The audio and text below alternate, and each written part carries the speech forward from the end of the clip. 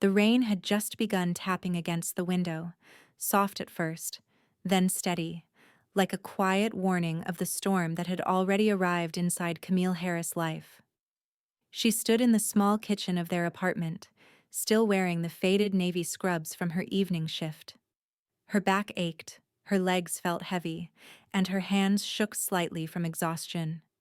Yet her face held that familiar calm she had learned to maintain during the years of sacrifice, during the years of believing her dedication would build a better future for both of them.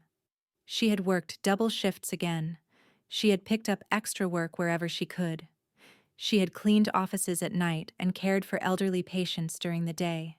She had eaten less, slept less, and lived with the constant rhythm of perseverance because she believed in her husband's dream. Damon Harris had always spoken with confidence about becoming a doctor. He had promised that their struggle would lead to a lifetime of security, respect, and stability. Camille had believed him with pure sincerity. She had believed in the future they would build together.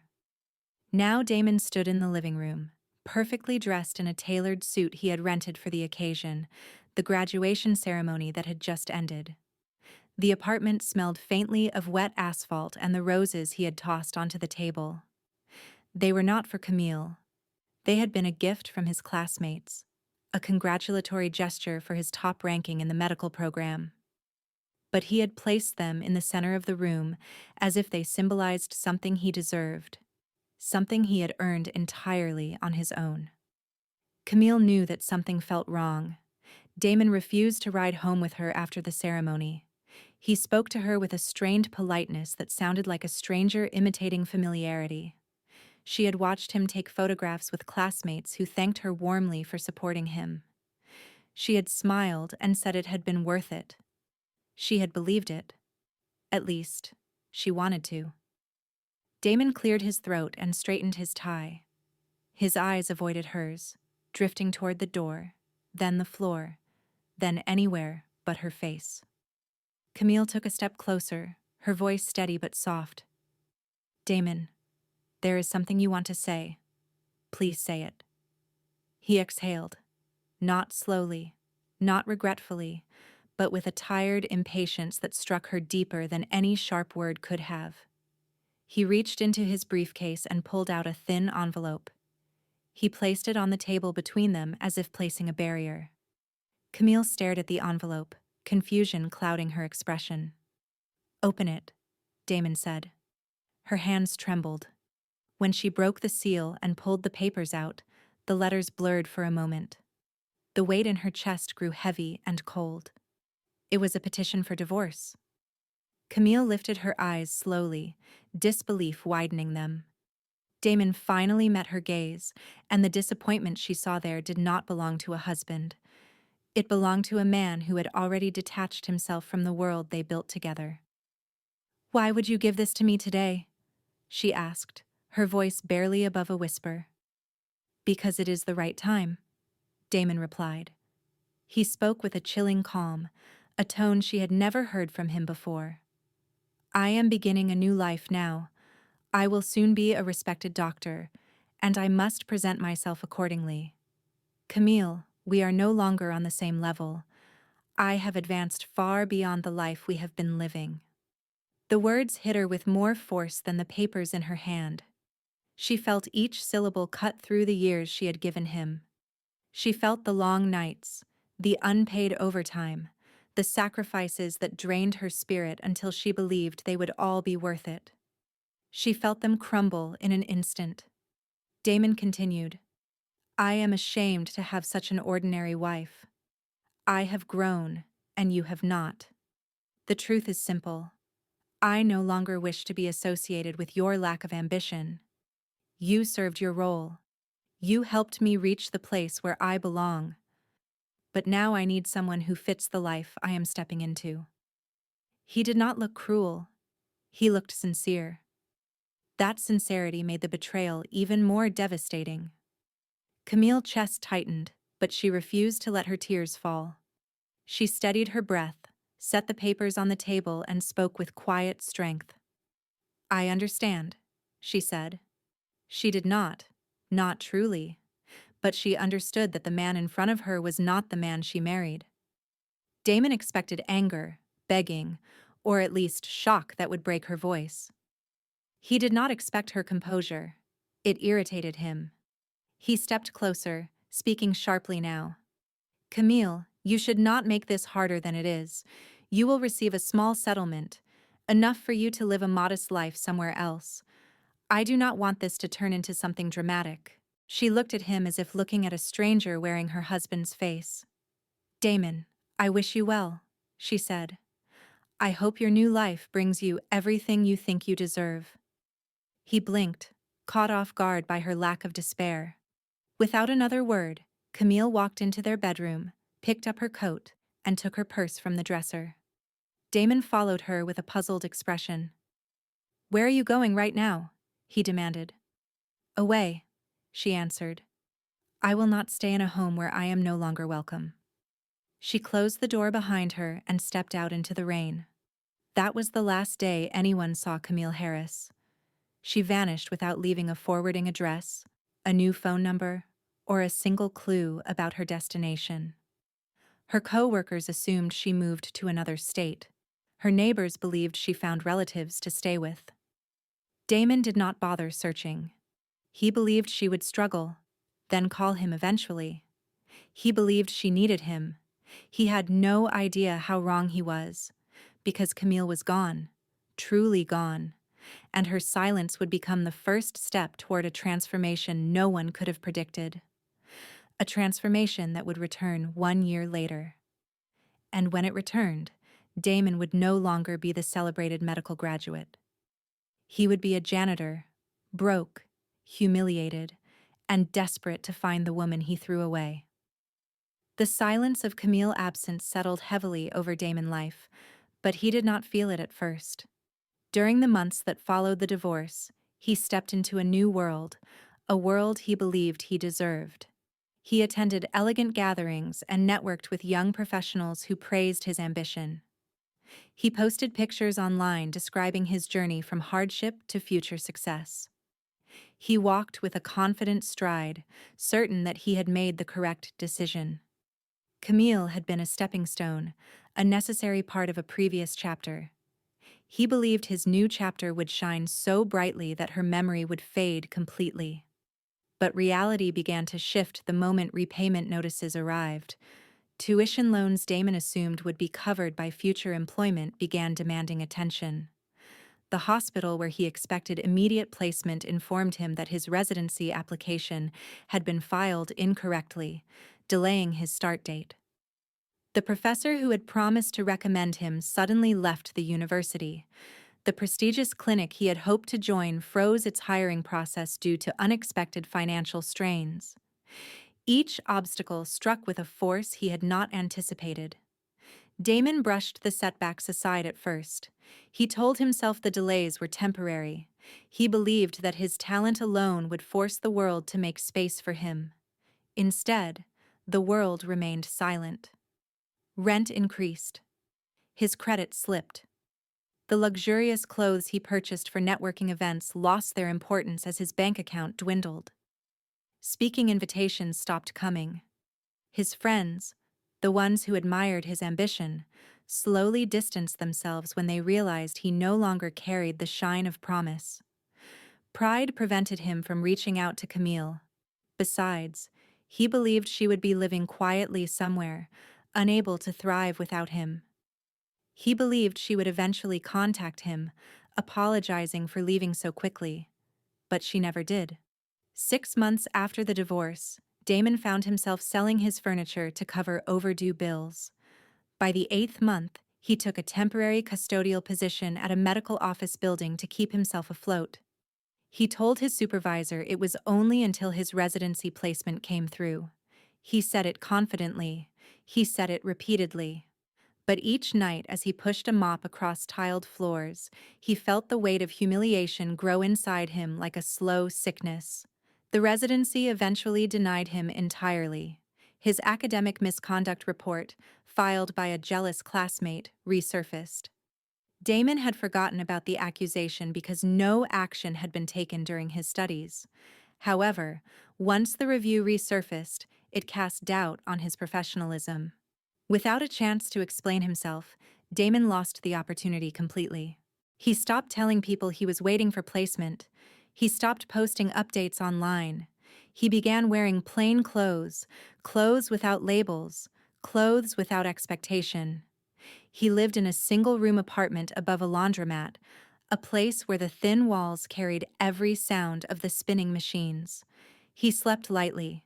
He woke before dawn to catch the bus to his custodial shift. He ate whatever cost the least. He ignored the ache of his pride, but it was becoming harder to silence. 1 year after his graduation, Damon stood in a dim hallway with the hum of fluorescent lights above him. He leaned on the utility cart, feeling the cold metal press into his ribs. As he wiped sweat from his forehead, a group of medical interns walked past. They talked loudly about exams and rotations. Damon recognized one of them from his graduating class. The young man glanced at him briefly, then continued walking. No greeting, no acknowledgement, only a faint smirk. Damon's stomach knotted. He pushed the cart into the supply closet and closed the door, breathing heavily. For the first time, he let the truth settle over him completely. He wanted Camille back. Not because she could rescue him financially. That opportunity had been destroyed by his own arrogance. He wanted her because she was the only person who had ever believed in him without condition. She had supported him without expecting anything in return. She had stood beside him when he had nothing.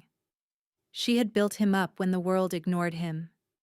She had carried him when he could barely stand under the weight of his dreams. And he had betrayed her effort with cruelty and selfishness. Damon sat on an overturned box in the supply room. The distant sound of a ringing phone echoed through the building. He covered his face with both hands as regret washed through him, deep and heavy. He wondered where Camille had gone. He wondered how she survived. He wondered why she never reached out. He decided he would find her. He needed to tell her the truth. He needed to apologize. He needed her forgiveness more than he needed anything else. It was the only piece of his former life that still felt meaningful. But Camille had not left behind a single trace. No forwarding address, no social media update, no employment record. She had erased herself completely. Damon searched through old emails, old contact lists, old conversations, but nothing pointed to her current life. He reached out to her former coworkers. None of them had heard from her. He visited the apartment they once shared, only to find a new family living there. He went to her childhood neighborhood, but the house she grew up in had been sold years ago. He traveled to the small church she once attended, speaking to the pastor. The pastor remembered Camille's gentle voice, remembered her devotion, but said she had not been seen since the day she left Damon. There was no sign of her anywhere. That was when Damon realized something unsettling. For a woman who had once lived so quietly, so simply, Camille's disappearance was too absolute, too intentional, too complete. She had not simply walked away. She had reinvented herself. And Damon had no idea who she had become. The thought consumed him. He began carrying a worn photograph of her in his pocket, showing it to anyone who might recognize her. He walked in different neighborhoods. He visited shelters, hospitals, community centers, anywhere a person might begin again. But Camille had not begun again in any of those places. She had risen somewhere else, somewhere out of his reach. One evening, as Damon walked home beneath a flickering street lamp, he overheard two nurses talking outside a convenience store. Their conversation halted when one of them noticed the sadness sagging his expression. "You all right, man?" the taller nurse asked kindly. Damon hesitated, then pulled the photograph from his pocket. "Have you seen this woman anywhere?" "Her name is Camille. She is my ex-wife." They both studied the photograph. The shorter nurse spoke softly. "She looks familiar. I cannot place where I saw her, but I know I have seen her face somewhere recently." Damon's heart thudded with sudden hope. Where? Please try to remember. The nurse frowned in concentration. I think it was on a flyer. Something posted near the downtown district. A wellness center or something like that. I am not completely sure. A wellness center. Damon repeated the phrase silently. It felt impossible, but something inside him urged him to pay attention. Suddenly, the night did not feel so dark. For the first time in months, Damon felt a direction forming. A small one, but a direction nonetheless. The next morning, Damon woke before sunrise with a sense of urgency that shook the fog of exhaustion from his mind. He sat on the edge of his mattress, staring at the photograph of Camille that he had placed on his nightstand. Her calm eyes met his through the glossy surface. He traced the outline of her face with his thumb, remembering the gentleness she carried even during the hardest parts of their life together. He whispered into the quiet room, I will find you, Camille. I must make this right. For the first time in a long time, the thought did not feel like a desperate hope. It felt like a mission. He spent the entire day searching for flyers, bulletin boards, and community postings around the downtown district. He moved from one building to the next, entering public spaces with the cautious steps of a man who did not want to attract attention. He checked health centers, yoga studios, libraries, grocery stores, and fitness entrances, but he found nothing. Noon passed, then evening. The brief spark of hope began to fade into frustration. Finally, near the end of the day, he stepped into a quiet community health network office. It had soft lighting, pale blue walls, and an atmosphere that felt peaceful and orderly. The front desk assistant, a young woman wearing rectangular glasses, looked up from her computer. May I help you? She asked politely. Damon held out the photograph. His voice felt unsteady. Please, I am searching for someone. Someone said they may have seen her on a flyer near this area. The woman studied the picture for several seconds. Damon watched her eyes carefully, looking for even the slightest change in expression. After a moment, she nodded slowly. Yes, she said. I have seen this face before, but not on a flyer. Damon's heart jolted. Where then? The assistant pointed toward the far wall, where a display board held several framed portraits. Damon approached the board with cautious steps. There were photographs of donors, community leaders, motivational figures, and individuals who had contributed in significant ways to the health network. Then his breath caught. There she was, Camille. But she did not look like the woman who had left him a year ago. In the portrait, she wore a form-fitting white blazer, her hair styled elegantly, her expression confident yet serene. Her eyes carried a strength that felt far more powerful than the quiet endurance she once lived with. The plaque beneath the portrait read, Dr. Camille R. Avery, founder, Avery Wellness Initiative advocate for community health and rehabilitation. Damon stumbled backward. He gripped the edge of the table beside him to keep from falling. Dr. Avery? He whispered. Founder? The assistant tilted her head. Yes. She opened 3 wellness centers in the past year. They provide free physical therapy, mental health counseling, and occupational rehabilitation to underserved communities. She is highly respected. Damon's chest hollowed out completely. His voice barely emerged. Do you know where she works now? The assistant hesitated. She is not here often. She travels frequently between locations, but her main office is in the Cedarview district. Cedarview, the wealthiest area of the city. Damon thanked the assistant and walked out of the building in a daze. The warm summer air hit him sharply, but it did nothing to steady his trembling hands. He walked for several minutes before stopping beneath a street lamp that flickered faintly in the dimming sky. Camille had become a doctor, a respected one, a founder, a leader, and she had done it in a single year. How? How had a woman who once worked double and triple shifts, a woman who wore the weight of exhaustion across her shoulders, rise to a height he had never reached. How had she gone from worn scrubs to polished blazers and leadership roles? He remembered her intelligence, her discipline, her compassion. He remembered the way she studied quietly at night after work, the notebooks she kept tucked beneath the bed, filled with goals, sketches, and dreams she rarely voiced. She had always been capable. He had simply been too self-absorbed to see her potential. Now, she had surpassed him in every possible measure. As the truth settled into him, Damon felt a pain he had never experienced before. It was not jealousy. It was not envy. It was grief. Grief for the person he used to be. Grief for the woman he betrayed. Grief for the life he destroyed with arrogant carelessness. He walked toward the bus stop slowly, each step heavy. He held the photograph of her and pressed it against his chest. "I was wrong," he whispered into the night.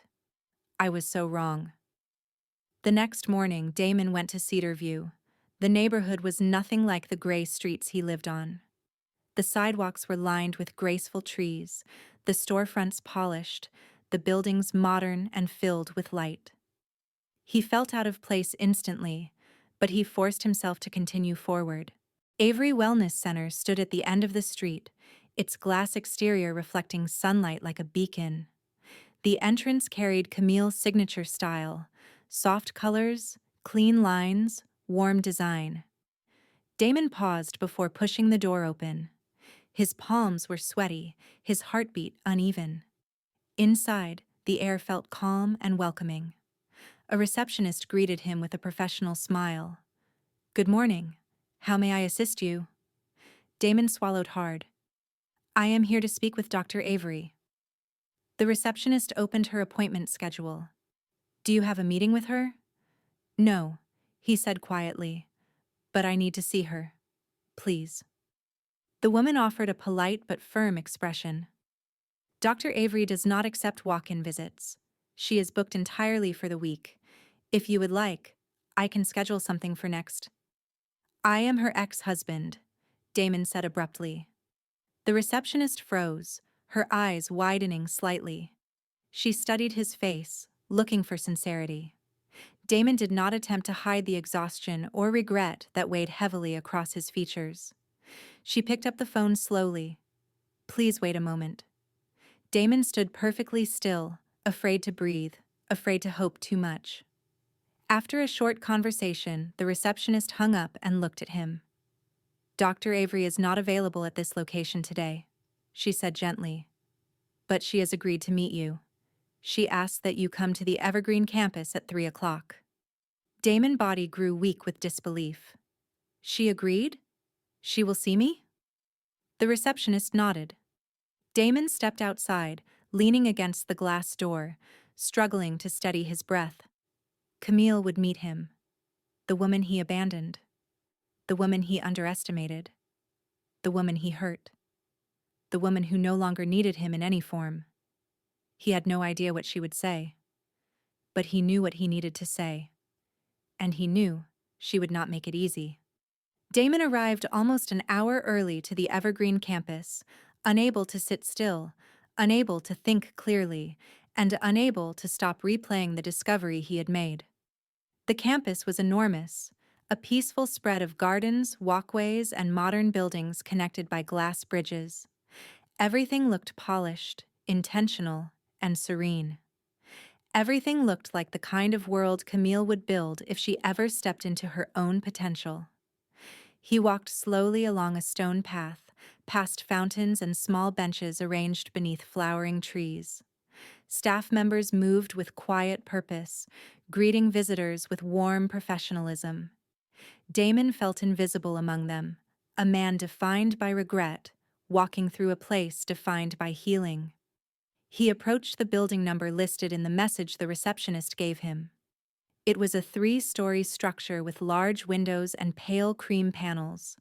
A sign read, "Evergreen Rehabilitation and Wellness Pavilion Director, Dr. Camille R. Avery." The title struck him again. Director. She had not just become a doctor, she had become a leader. He stood at the entrance, unable to make himself open the door. His hand hovered over the metal handle, trembling slightly. What would she say when she saw him? Would she look at him with pity? With anger? With indifference? Would she even allow him to speak? He closed his eyes for a moment and whispered, "I deserve anything she decides." Finally, he stepped inside. The lobby was warm and elegant, with comfortable seating, soft lighting, and a gentle scent of eucalyptus drifting through the air. A staff member approached him. "You must be Mr. Harris," the woman said with a polite smile. "Dr. Avery is expecting you. Please follow me." He followed her down a long corridor with framed photographs lining the walls. Pictures of patients, community events, awards, and outreach programs filled the space. In nearly every picture, Camille appeared, smiling, comforting, teaching. Her presence radiated purpose.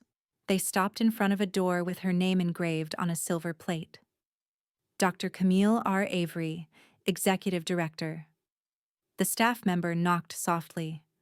"Dr. Avery, Mr. Harris is here." A calm voice inside responded, "Send him in." The woman opened the door and gestured for Damon to step inside. He walked slowly, feeling every breath strain against the tightness in his chest. Camille stood near the tall window, sunlight painting her silhouette in warm gold. She wore a cream-colored blouse tucked neatly into tailored slacks. Her hair was styled elegantly, her posture composed and confident. She looked like a woman who had rebuilt herself from the ashes of her old life, a woman who stood firmly in her own identity. She turned to face him. Her eyes held no anger, but they held no softness either. "Hello, Damon," she said quietly. Her voice was steady, clear, and unfamiliar in its power. Damon swallowed, his throat burning. "Camille," he managed, "thank you for agreeing to see me." She nodded once. "I decided it was time." Time for what? Damon could not tell, but the weight of her words made his palms damp. Camille gestured toward a chair across from her desk. "Please sit." He obeyed, feeling like a child summoned to account for misbehavior. She remained standing for a moment, watching him silently, evaluating him with a calmness that unsettled him. Then she sat down gracefully. The quiet lingered between them. Damon finally spoke, his voice cracking. "You look well, truly well." Camille folded her hands. "I am?" He nodded slowly. "I am glad you found success. I am glad you found peace. I do not even know where to begin." "I do," Camille said softly. She leaned back in her chair, her expression unreadable. "I would like to begin with this question, Damon. Why are you here?" Her tone was not emotional. It was analytical, professional. It was the tone of a woman who no longer carried any attachment to the man sitting in front of her. Damon lowered his eyes. "Because I needed to apologize. I needed to face what I did." Camille's gaze remained steady. "All right. Then say it." He lifted his head, tears already forming. "I am sorry," he said with complete sincerity. "I am sorry for everything. For the way I treated you. For dismissing your value. For using your sacrifices and returning them with cruelty. I ruined the best thing in my life because I believed I was better than you." Camille watched him without reacting. Her calm expression made Damon feel even smaller. He continued, voice trembling. "I was arrogant. I was selfish. I thought success belonged only to me. I thought you were holding me back. I believed I deserved more than you. But now I see. I was never above you. Not for a single moment. You were stronger than me. Better than me. You always were." He looked down, ashamed. "I know you do not need me. I know you owe me nothing. But I needed to say it to your face." Camille inhaled slowly and exhaled with controlled composure. "I understand," she said, and I accept your apology. Damon blinked in shock. He did not expect forgiveness to come so simply. But, Camille continued, her tone firming, acceptance does not erase what happened. Forgiveness does not create a path backward. It only frees me from carrying resentment. Damon nodded, tears slipping down his cheeks. I understand. I did not come to ask for reconciliation. I only wanted a chance to say the truth. Camille studied him quietly. After several seconds, she spoke again. Damon, do you know why I left so completely? Without messages, without forwarding information, without anything that tied me to my old life? He shook his head. Because I needed to become someone new, she said. I spent years being the foundation for your dreams, but I neglected my own. When you divorced me, it hurt deeply, but it also forced me to confront something important. I had believed I needed you to reach a better future. The truth was that I needed to free myself from you. Her words did not come with anger. They came with clarity. That freedom allowed me to rise, she said, without your criticism, without your doubt, without your dismissive tone. I applied to programs I once feared. I pursued opportunities I never believed I deserved. My potential was always there. You simply never saw it. Damon lowered his head, guilt wrapping tightly around him. Camille, he whispered, you became everything I never believed you could be. And you did it without me. Yes, she said. And that is exactly why this conversation must have a boundary. She leaned forward slightly, her eyes meeting his with unwavering steadiness. You and I cannot be anything more than what we are right now. Two people who once shared a life, but no longer share a future. You hurt me deeply, Damon. I healed from that hurt. But healing does not mean returning to the wound. Damon nodded slowly. I understand. Camille's expression softened just slightly.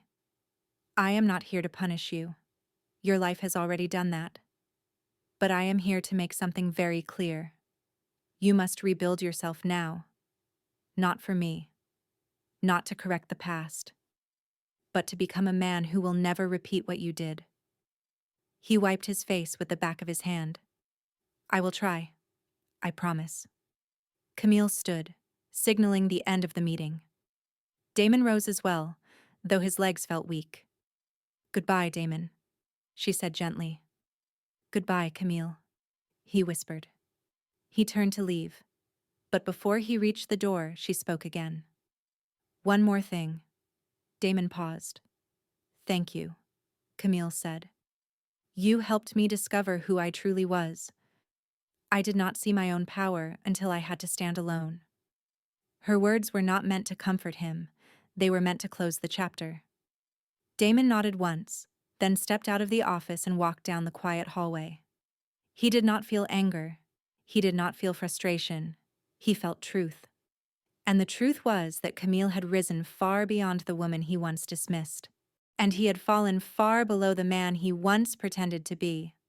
But the story between them was not completely over, because Damon was about to learn something he never expected. Something that would force him to confront the past in a way he was not prepared for. Damon walked out of the evergreen pavilion with a heaviness that did not come from shame alone. It came from realization, from clarity, from the quiet, irrevocable understanding that the chapter with Camille was closed forever. Her forgiveness had been gentle but firm. Her boundary had been final. Her transformation was complete.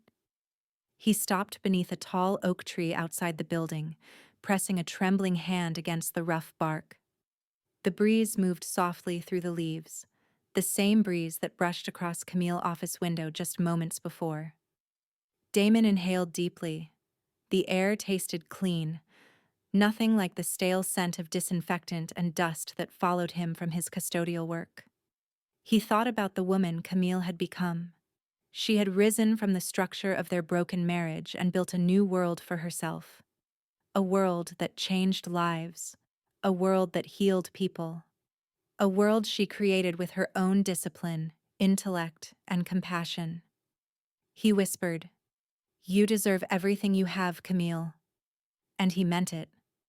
After several minutes, Damon pushed himself away from the tree and began walking down the winding path toward the exit gate. His mind was quiet, almost too quiet. He had expected anger or grief, or at least an ache of longing. But what he felt instead was acceptance. He knew he would carry the regret of his actions for the rest of his life, but he also knew that he could not cling to her shadow forever. He needed to face himself. But the world was not finished speaking to him yet. As he neared the exit, someone called out, "Mr. Harris?" Damon turned, startled. A woman in a light green uniform jogged toward him. She wore a gentle expression and held a folder close to her chest. He recognized her. She was one of the administrative officers who worked near Camille's office suite. "I am sorry to stop you," she said, slightly out of breath. "Dr. Avery asked me to give you this." She handed him the folder. Damon stared at it, confused. "What is this?" "She did not tell me," the woman replied. "Only that it was something you should have. She said you would understand it when you read it." She bowed her head politely and returned inside. Damon held the folder for several seconds before finding the strength to open it. Inside was a stack of documents neatly clipped together. The first page had a heading that made his chest tighten. Financial Ledger. Tuition Support Record Recipient, Damon L. Harris. Contributor. Anonymous Benefactor Code, 47A. He frowned. He did not understand. He flipped to the next page. Then his entire body stopped. The ledger listed every tuition payment made during his years in medical school. Every semester. Every fee. Every unexpected expense. And next to each one was a single name handwritten in the contributor field. Camille Avery, not Camille Harris. Camille Avery. She had legally changed her name the week after their divorce, and she had not stopped paying his tuition after she left. Damon's knees weakened. She did not owe him anything. She had no reason to continue supporting him. Yet she had quietly finished every payment he needed, right up until the moment the degree was finalized in his records. Tears blurred his vision as he pressed the papers against his chest. He had assumed she would abandon him the moment she walked out. He had assumed she hated him. But instead, she had made sure he completed the dream he used to insult her. She had given him one last gift he never deserved. A voice drifted into his memory, her voice, soft and steady from years ago. "If I say I believe in you, I mean it. Not because you deserve it, but because I choose to." Damon sank onto a nearby bench, chest heaving with emotion he could not contain.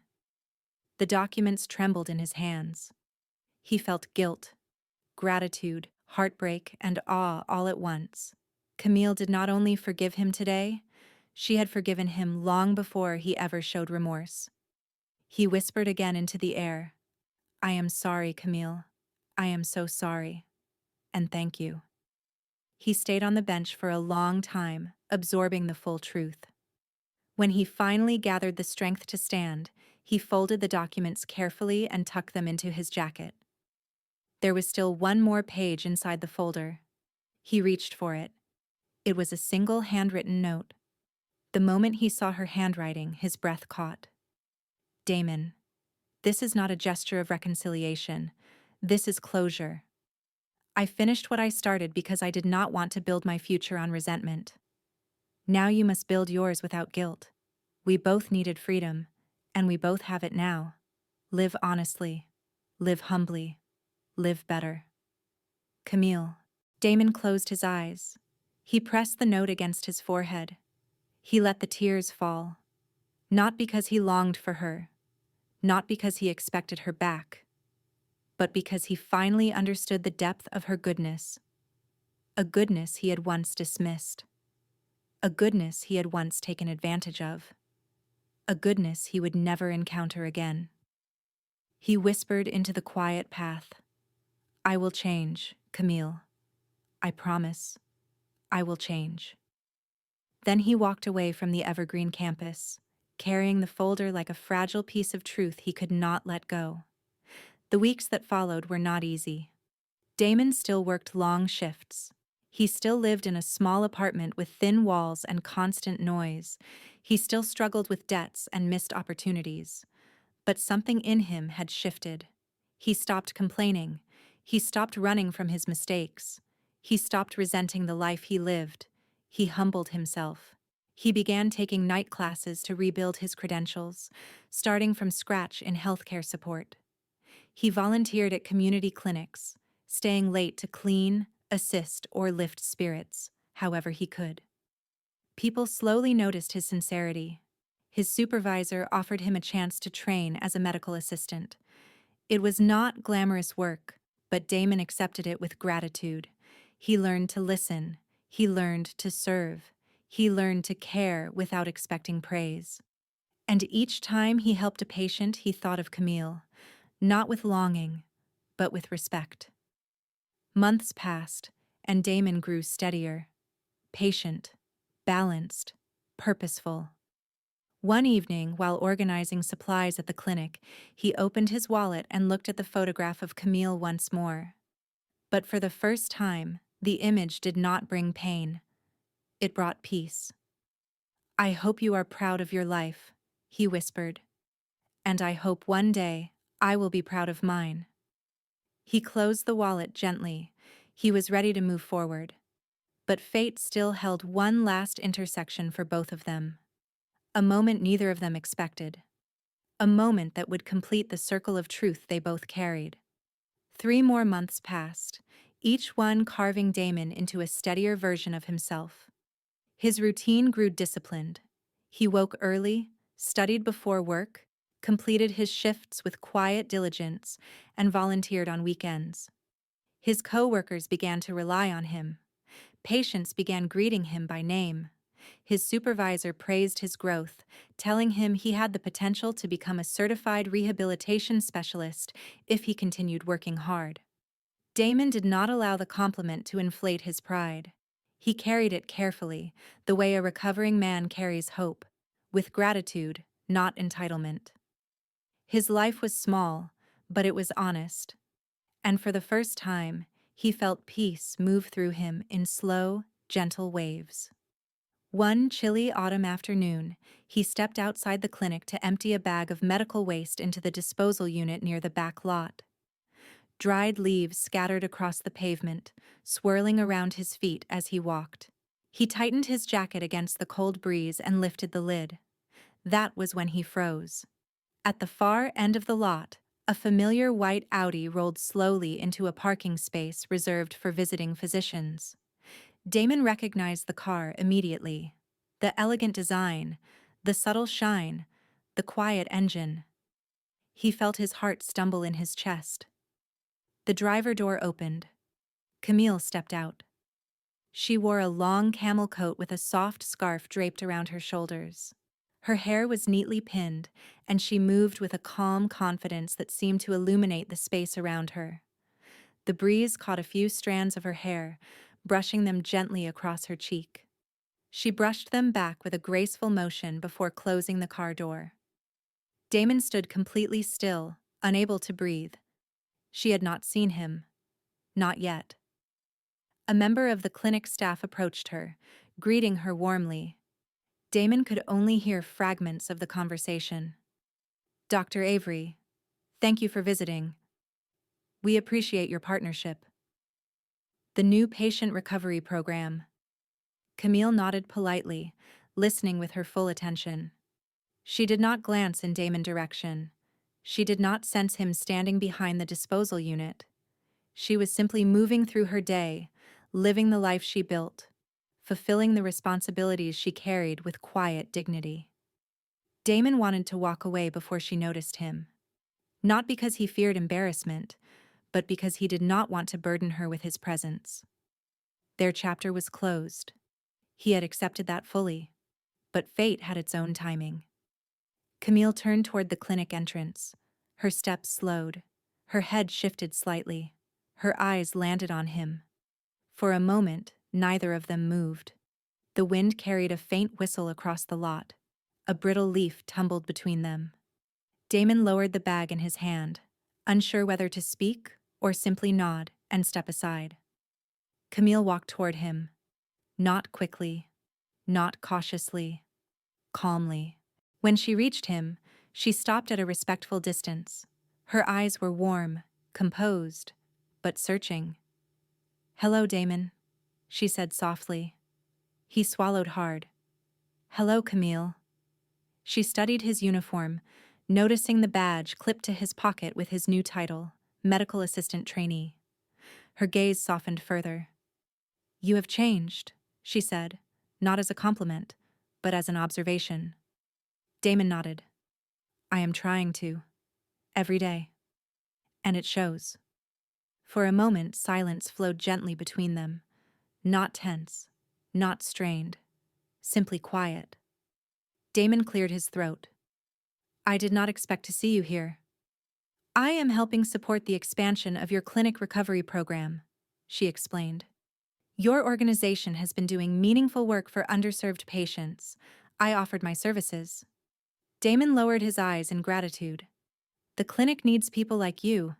Everyone here admires your initiative." Camille smiled faintly. "Thank you. I am proud of what we have built." Damon inhaled deeply, steadying his voice. "I want you to know something. I am not running from the man I used to be. I am learning from him. I am rebuilding from the ground up. Slowly. Honestly." Camille held his gaze gently. "I can see that." Damon hesitated, then asked, "Are you happy, Camille?" She exhaled softly, her eyes drifting toward the horizon for a moment. "Yes, I am. I found purpose, clarity, and peace. I built a life that feels true to who I am." She turned her gaze back to him. "And I hope you find the same." Damon nodded. "I will try. I promise." A staff member called her from the clinic entrance. "Dr. Avery, we are ready for you." She lifted her hand slightly, signaling she would be there in a moment. Then she looked at Damon one last time. "I am proud of the direction you are taking," she said quietly. "Not because I want a place in your future, but because your growth honors the lessons of our past." Damon felt something warm move through him, something peaceful and steady. "Thank you, Camille," he said, "for everything, even the parts that hurt." Her expression softened. "Take care of yourself, Damon." "You too." She turned and walked toward the entrance, her coat swaying gently behind her. Damon watched her move with the grace of someone who had healed from an old wound and sealed it with wisdom, not bitterness. She disappeared inside. Damon stood in the quiet autumn air, feeling no longing, no ache, no regret, only peace. For the first time, he understood that closure was not an ending, it was a release. He walked back toward the clinic, ready for his next shift, ready for the work ahead, ready for the life he was building day by day. And somewhere across the city, Camille stepped into a conference room filled with colleagues and hope, carrying the strength of a woman who rose from betrayal and never looked back. Neither of them needed the other anymore, but both carried the truth of their story. A sacrifice, a betrayal, a transformation, a lesson, and finally, a quiet, deserved peace.